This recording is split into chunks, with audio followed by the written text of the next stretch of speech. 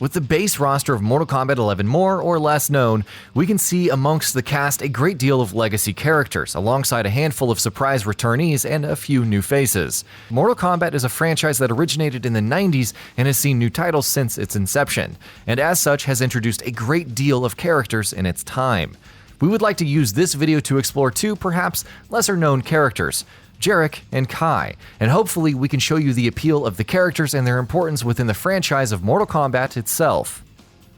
Jarek may have debuted in Mortal Kombat 4, but his first chronological appearance in the Midway continuity is in the spin-off title Mortal Kombat Special Forces, which itself released 3 years after Mortal Kombat 4. Special Forces precedes the events of the first Mortal Kombat game and stars Jax Briggs of the United States Special Forces as he works to apprehend Kano, the leader of the criminal Black Dragon group. Jarek is one of the Black Dragon operatives that Kano frees from prison in a bid to create distracting chaos for Jax to deal with. Whereas the other freed Black Dragon operatives were killed in their encounter with Jax, Jarek would survive. The end of Special Forces would see Kano captured, but eventually fleeing in time leading up to the first Mortal Kombat game. Jarek makes his return to the franchise in the fourth game, in which he is meant to be a moveset replacement for Kano. After being thrown off of a building during the events of Mortal Kombat 3, Kano was presumed dead, making Jarek the only surviving Black Dragon member. With the Special Forces intent on eliminating the Black Dragon group, Jax and Sonya hunt Jarek down, and Jarek flees to the realm of Edenia. He is later caught by the Special Forces, and Jarek agrees to cooperate with them in order to fight against the threats of the evil Shinnok. When Shinnok is defeated, Jarek resists capture and attempts to flee from the Special Forces, but Jax throws him off of a cliff. He avoids death by lodging his sword into a nearby cliff wall so as to slow his descent. Jarek is not seen again until Mortal Kombat Armageddon, the last game in the Midway continuity. Jarek has been hiding away and recovering since the events of Mortal Kombat 4. Though he survived his fall, he was still injured. He harbors thoughts of vengeance against Jax for nearly killing him. His recovery and training in isolation would not allow him to reach the level of strength that he desired, so his thoughts of revenge turned into indiscriminate bloodlust. The evil sorcerer Quan Chi finds Jarek and promises to enhance his powers if he will aid the forces of darkness, an association of villains. Jarek assents, and in the Battle of Armageddon that pits good and evil against each other, Jarek fights with the villains and is ultimately slain. The Battle of Armageddon ends with the evil Outworld Emperor Shao Kahn victorious over Raiden, themselves the last remaining members of their respective sides. But before Raiden is slain, he sends the memories of his experiences in this timeline to a past self, at a moment in time before the events of the first Mortal Kombat game.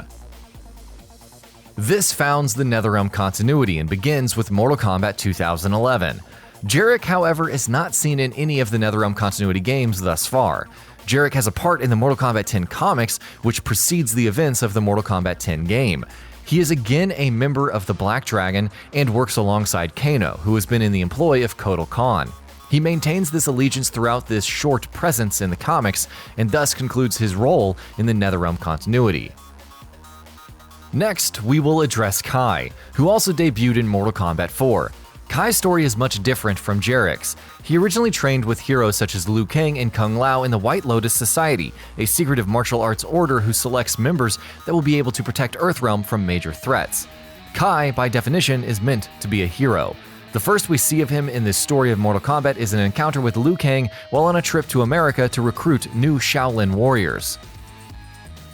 Liu Kang asks Kai to join him in a trip to China, and Kai agrees. Kai trains in China, but it is not long before the evil Shinnok invades Edenia, and so the two, along with the other Earthrealm heroes, move to defeat Shinnok. Kai and Liu Kang later rescue Fujin after fighting against Shinnok and his army. When Shinnok is defeated, Kai departs on a quest for enlightenment to wander the earth and search for his soul. Kai does return for Mortal Kombat Armageddon and fights with the other heroes as part of the Forces of Light.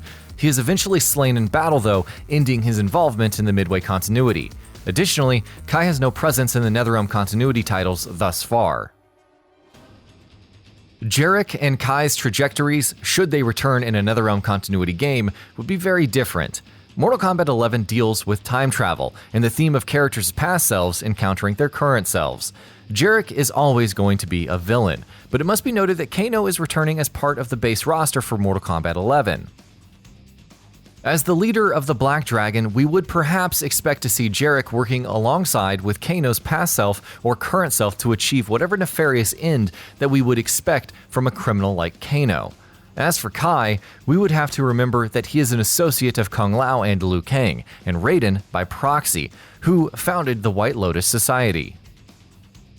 Liu Kang and Kung Lao currently exist as evil revenants in the Netherrealm continuity, but we have seen in promotional media that the past selves of Liu Kang and Kung Lao, uncorrupted and human, will encounter their revenant selves and be alarmed at what they see. Kai may also serve as a reminder of the heroic Shaolin warriors' pasts, and could be a background character in any story arcs exploring Liu Kang and Kung Lao. Additionally, he could also help the heroes in the story, as the heroes are always on the lookout for allies. And that concludes our video on the full story of Jarek and Kai. They may seem like satellite characters, but they stick very closely to their moral roles and offer strong support to the sides of evil and good, respectively. Jarek is mostly a weak underling, who, without power or support, is increasingly mentally frayed as we see him struggle with his recovery process. Kai, on the other hand, is a good soldier, who, as we had seen him last, was pursuing some sort of true or deeper essence of self. It would be interesting to see what either character would offer in future Mortal Kombat games. Let us know what you think about Jarek and Kai in the comment section below, and as always, thanks for watching. And that about does it for this video. If you enjoyed what you watched and want to see more from GamingBolt, you can always hit that subscribe button and turn on the bell icon next to it. That way you will never miss any of our videos.